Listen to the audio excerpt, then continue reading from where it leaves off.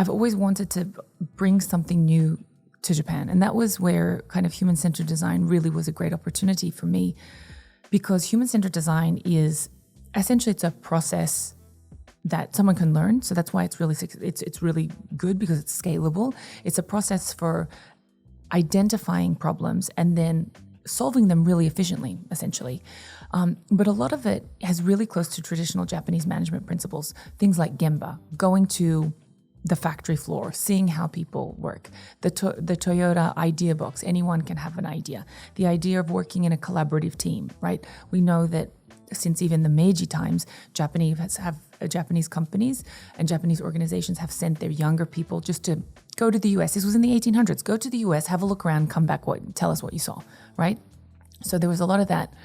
And I've always just really loved being in Japan, but what I recognized, I guess, I wouldn't say pre-pandemic, a little bit before that, before I came back in my current context of teaching design thinking or leading design thinking or human-centered design innovation programs, was that I wasn't providing enough value as a foreigner, I guess. And what I mean by that is that I was working in a large organization, and yes, I spoke English, and yes, I spoke Japanese, but I wouldn't necessarily say that I was bringing anything new to the company or new to the country. And it was when I found human-centered design that I thought, this is perfect, because it's really close to traditional Japanese management principles. I don't need to sell it as, there's this new fancy thing from Silicon Valley.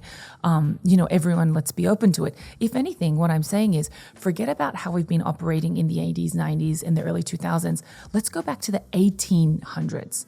And look at, some of the businesses that were born from that time, whether it was Mitsubishi, whether it was, other, real legacy companies.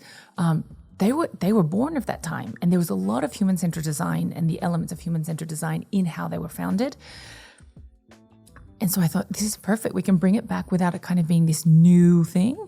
And so I've always wanted to live in Japan, but I knew that I didn't want to just kind of do the regular thing. And so when I found this thing, and this is often when I hear people say that they want to come to Japan or they want to start a business in Japan, one of the first things I really encourage people to do is think about, what's the new thing that you're adding? What's the new thing that you're providing, whether it's to the country or to a company, and start there. And that for me is the key to opening a business, finding that new thing, and then using that as a springboard to create real value for people.